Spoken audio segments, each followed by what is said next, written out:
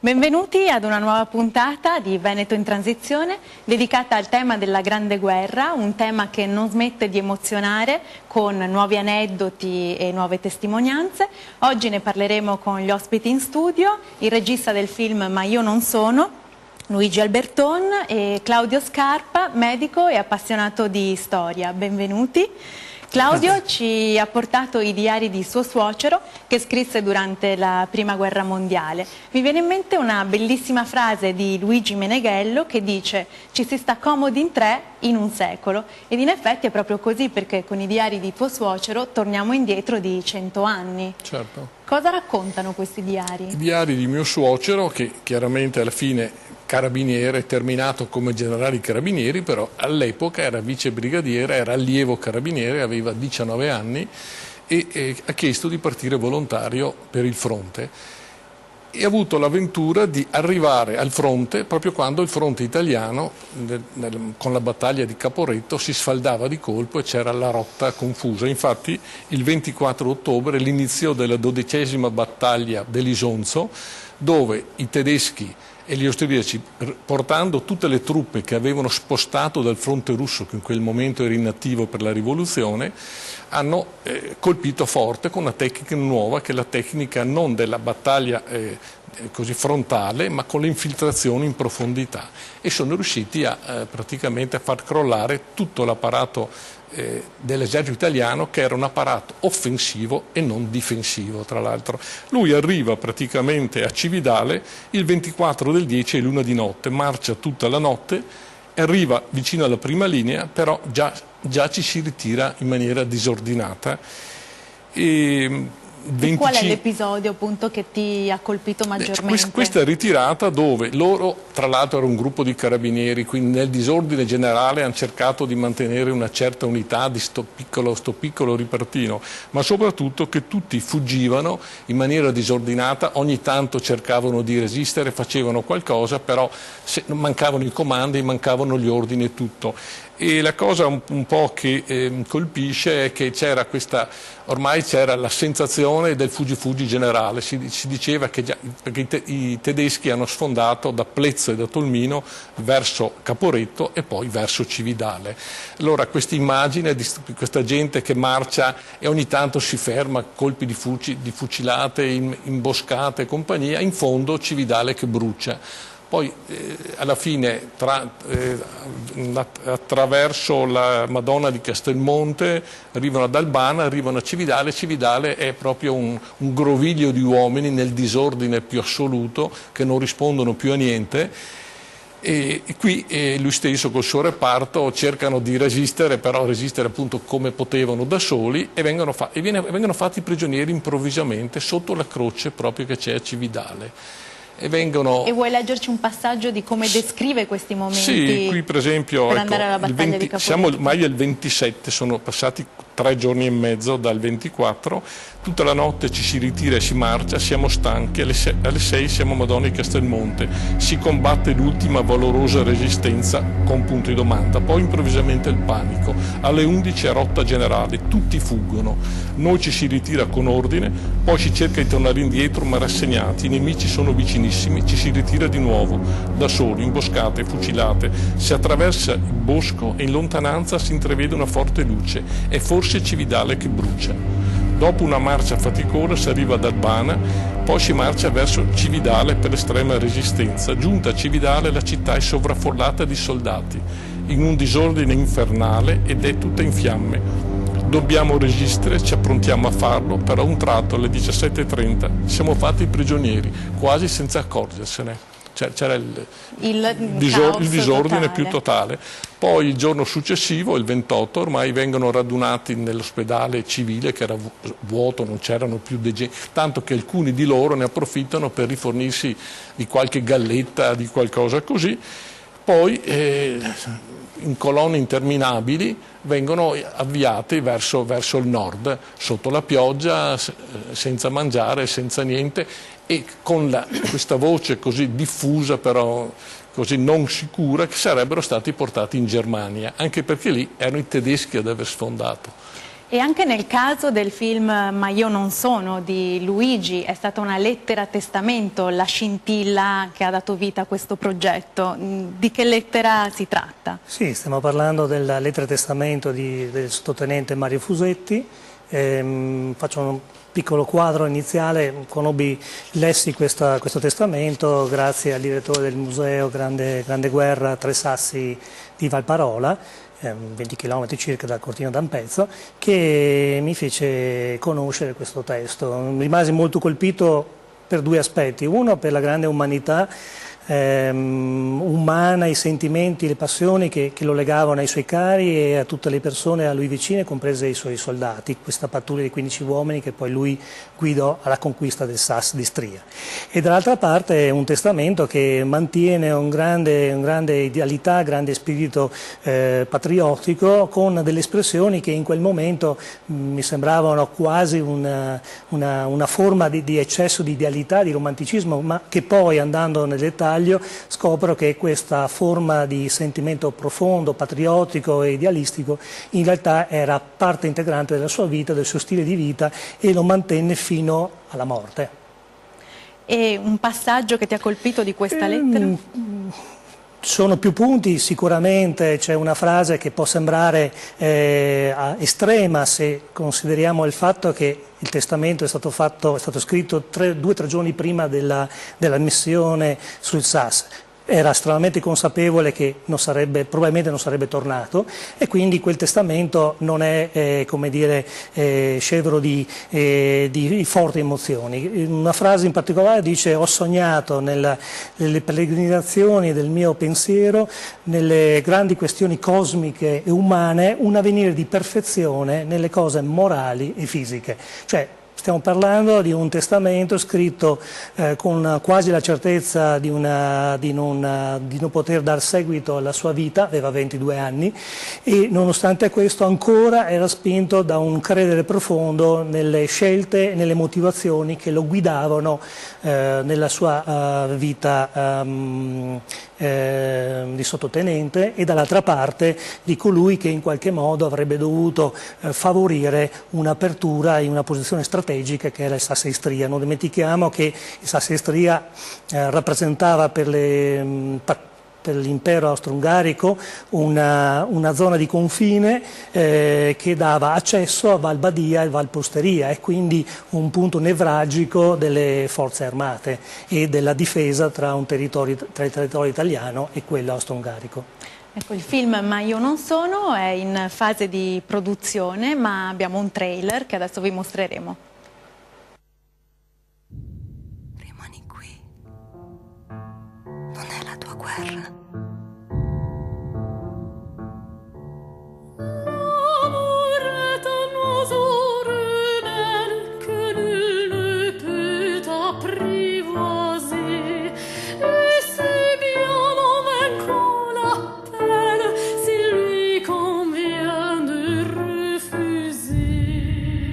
Io non sono qui.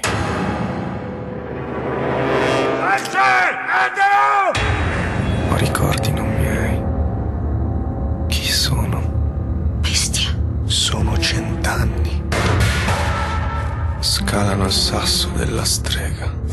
Il pugno di uomini di Mario Fusetti. Muoiono e non serve a niente.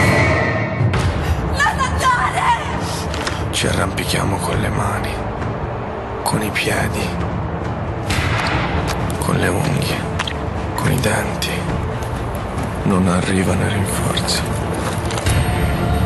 Non arrivano. Sto impazzendo. Non ero io. Non sparare. Non sparare.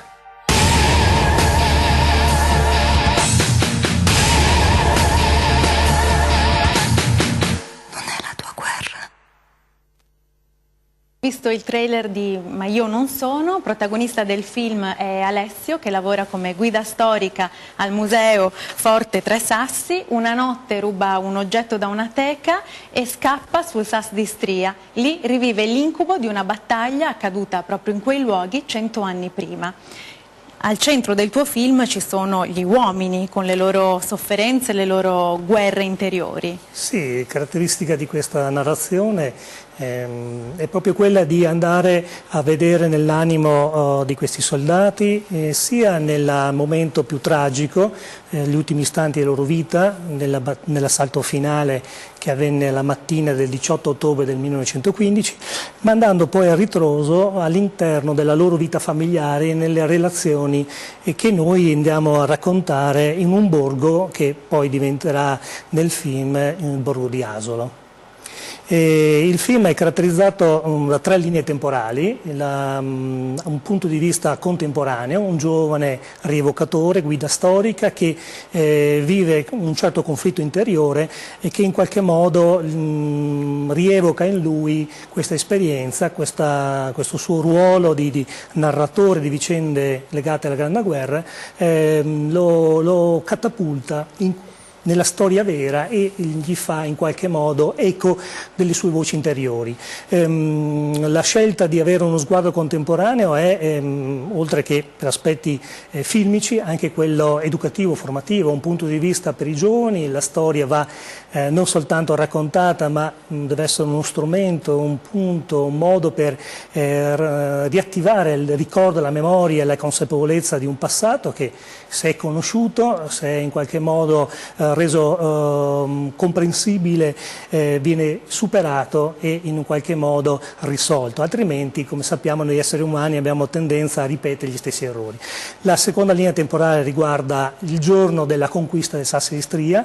Riuscirono effettivamente in questa avventura, in questa disavventura, ma purtroppo non arrivarono rinforzi e quindi combatterono fino all'esaurimento delle armi e le munizioni. L'altra parte, la terza linea temporale, riguarda la vita prima della battaglia. Nello specifico è uno spaccato di un mese di maggio del 1915, quindi lo scopo di questo film è anche di incrociare 3 linee temporali e far sì che il pubblico, con lo sguardo di oggi, compenetri questo passato e lo riviva anche attraverso i sentimenti, i conflitti interiori che erano già lotte per la sopravvivenza. Stiamo parlando di 100 anni fa, dove tutta una serie di aspetti legati all'alimentazione, salute e altro ancora non erano patrimonio della collettività, e quindi la sofferenza era comunque molto presente nella povertà della vita delle popolazioni più rurali. Ecco che in questo senso la guerra viene vista anche attraverso gli occhi della quotidianità di queste famiglie, quella del Mario Fusetti, più abbiente, e quella invece del bracciante Foschi, povero, ma in qualche misura legato da un stretto rapporto con il tenente Fusetti. Devo interromperti per lanciare la pubblicità, torniamo tra pochissimo.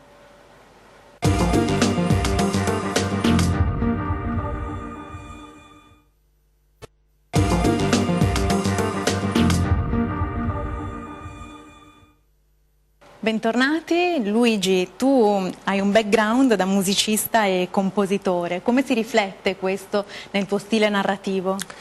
Beh, innanzitutto è un film in cui si parla poco, sono pochi dialoghi, non come scelta, come dire, fine a se stessa, ma quanto quello di lasciare al suono, alle voci interiori e alle immagini un modo di raccontare una vicenda del passato che nessuna parola può riassumere, nessuna parola può dire fino in fondo il dramma vissuto da questi uomini. Quindi, prima di tutto, una scelta di sacralità, direi, quasi dignità, riconoscimento di un'esperienza che con le parole difficilmente riusciamo ad esprimere. La seconda questione è che ovviamente un certo tipo di esperienza legata alla narrazione attraverso i suoni e le musiche mi hanno molto arricchito nell'evocare immagini che molto spesso il cinema non riesce a raccontare, perché ovviamente il suono in qualche modo lascia uno spazio di libertà allo spettatore, cosa che le immagini a volte chiudono all'interno del punto di vista del regista. Quindi la scelta sonora che privilegia in questo film un quadro di ascolto e di emozione trova una sua, come dire, caratterizzazione direi quasi speciale per la costruzione del film. Ecco, queste emozioni le ritroviamo anche nei diari di tuo suocero, quando racconta per esempio del viaggio da prigioniero che fa. Vuoi leggerci un passaggio? Sì, sono annotazioni appunto di un giovane di 19-20 anni, di un secolo fa, chiaramente. Quindi hanno, al di là del forse che sono un po' così discorsivi, però hanno una profondità dentro di sensazioni, di sofferenze che a distanza di un secolo si fa fatica a cogliere, ma che invece vanno colti, come mi pare nel film che è appunto in costruzione, dove si passa dalla grande guerra, dalla guerra dove spesso vengono mostrati i numeri, le masse, invece ai fatti individuali, alla ricchezza, ai tormenti, alle sofferenze individuali. Qui preso a Caporetto comincia il viaggio verso il campo di prigionia di Wittenberg in Sassonia. Wittenberg è famosa perché è la patria di Lutero, quindi è una città che ha una cultura alle spalle notevoli. In quel caso lui invece se l'è trovato come campo di prigionia dal 6 al 13 praticamente di novembre ormai, perché dal 28 al 6 di ottobre, il 6 di novembre hanno girato lì per i paesi sotto la pioggia, dormendo per terra, finché sono riusciti a organizzare questi treni per portarli appunto in Germania, in Sassonia, che è quasi nel nord-est della Germania. Quindi lui scrive: 2000 uomini laceri, smunti, affamati, in un treno interminabile, lento, tedioso, 8 giorni di viaggio attraverso prima l'Austria e poi la Germania. 60 uomini per vagone, schiacciati come le bestie, sporchi, irosi, affamati come lupi. Non si giunge mai a destinazione e il treno va piano, troppo piano. C'è quasi il desiderio di arrivare presto a destinazione. Si ha fame, si dice che alla prima stazione si mangerà, ne passa una, ne passano altre 10, 20, nulla. Si sta allo spiraglio del carro bestiame, s'attende, passano le ore e tante, da giungere sino a 24, 30, 36 senza mangiare. Finalmente si mangia, 2 ore d'attesa, morti del freddo, un caffè, 2 bibite d'acqua calda, 100 grammi di pane nero e così via di seguito. Dopo altre 24 ore una minestraccia e pane, ma c'è sempre fame. Si muore per dormire, uno sopra l'altro ammucchiati, testa contro scarpe. Un groviglio di membra attorcigliate e così via per 8 giorni lunghi, e mangiare sempre la stessa cosa quando si può. Si guardano i campi di cavoli e di carote e uno darebbe chissà che cosa per essere là e per sfamarsi. Si guarda con gola un torso di cavolo sporco e si mangia se capita con ingordigia. Per un pezzo di pane si pagherebbe 1 milione e io per una pagnotta, quando ero proprio agli estremi, pare il giorno prima di arrivare a Wittenberg, ho dato l'orologio a bracciale, ricordo di casa. Siamo smunti, macilenti, non ci reggiamo in piedi, si muore, sembriamo una turba di cani affamati. Qualcuno cade, non se ne può più. Io voglio resistere con l'aiuto di Dio e col pensiero della famiglia di ritornare in patria a casa. Ho resistito e sono giunto al campo, con la stessa forza spero di resistere finché potrò tornare dai miei cari, Dio lo voglia. Insomma, ecco, la fame per esempio è un problema. Già qui praticamente la fame è l'elemento, cioè, l'avvilimento, perché arrivano al fronte sotto la pioggia, subito la ritirata nel disordine più totale, senza ordini, senza nessun vettovagliamento, il treno verso la Germania, 6 giorni, mi pare, 6 giorni. La fame è l'argomento non hanno neanche per esempio tempo, anche il menù penso che non hanno neanche tempo qui di dire povera Italia come vanno le cose, perché sono ridotti proprio allo stremo completo, ecco. E quando arrivano poi al campo i primi 3-4 giorni dormono all'aperto e siamo già in novembre inoltrato in Germania, insomma. Quindi la sofferenza di ragazzi, cioè, pensiamo ai nostri figli, perché io qua non penso a mio suocero, penso a un giovane di quegli anni, insomma, penso. E come descrive per esempio il menù durante la prigionia? Il menù era un po' risicato. Allora, al mattino caffè per modo di dire, acqua calda commischiata dell'avena bruciata, zucchero non se ne parla, sapore nullo. Mezzodì, dice un lavamano di sbobba di carote, talora pesce fradicio o poca acqua con un po' di farina oppure dei semolini indefinibili, carne mai o qualche sfilaccio. La domenica invece orzo. E il mercoledì pane dai 150 ai 200 grammi, il mercoledì non si sa per cosa, ma era così. È nero, duro, fatto con tante cose anch'esse indefinibili, un po' amaro, c'è sicuramente della paglia e della segatura, quindi così. La sera zuppa, una vera broda, a volte ci sono dei legumi, ma il più spesso galleggiano in molta acqua calda giallastra delle stranezze indefinibili e molte bucce di patate, mai le patate. Con l'appetito, o meglio fame, si mangia tutto, si lecca addirittura il contenitore e se possibile si fa anche il bis. Qui proprio la fame è l'elemento che soverchia tutto. Dopo verrà il freddo, poi ci saranno i pidocchi, quindi quelle che sono le necessità elementari della sopravvivenza. Ecco. E in questa sopravvivenza vengono fuori chiaramente la nostalgia di casa, la nostalgia della patria, la nostalgia di tante cose e il desiderio della pace. Infatti è ricorrente, è la pace quando? Perché loro sono senza notizie, non sanno neanche come sta andando la guerra e quindi possono solo sperare nella pace. Per esempio il fumo era un altro dei problemi sentitissimi. Il fumo è sentitissimo e qui nel diario ci sono dei frammenti, alcuni sono andati persi, di corteccia di betulla che loro, anche il rischio, riuscivano attraverso i reticolati del campo a strappare dagli alberi e li fumavano, perché il fumo chiaramente, soprattutto per gli uomini di allora, quando il fumo era molto più diffuso, era quasi una sopravvivenza. Lui racconta che spesso, quando poi le cose sono andate un po' meglio, vendeva dei capi d'abbigliamento, non so, il berretto, dei calzini in cambio di un po' di sigarette. Quando arrivava qualche pacco in seguito dall'Italia con le sigarette erano tutti felici, facevano tutti questi scambi tra di loro, perché poi nel 18, quando ha incominciato a intervenire verso aprile la Croce Rossa svizzera, ha cominciato a garantire degli apporti di pacchi di genere alimentario, di vettovaliamento da casa.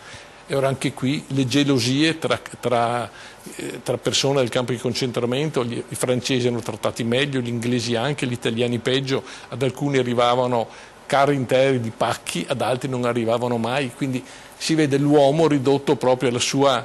Però dopo alla fine pian piano riemergono, cominciano a organizzare delle pièce teatrali così da prigionieri, riescono a fare anche dei piccoli concerti di musica con i francesi o organizzare delle squadre di football con gli inglesi, prima da soli e poi anche per Luigi ci sarebbe da farci un film su quindi queste alla fine storie. pian piano emerge, dopo alla fine del tutto nel 18 invece ci sono state varie cose, un po' che stava implodendo sia la Germania che anche l'Austria, quindi gli stessi austriaci tedeschi stavano male economicamente come sopravvivenza e poi forse anche incattiviti, tanto che lui nell'ultimo mese e mezzo l'hanno messo 15 giorni a lavorare su una fornace come punizione, poi l'hanno messo una decina di giorni in prigione, una prigione fatta di legno, 2 metri per 2 metri e mezzo, senza mangiare,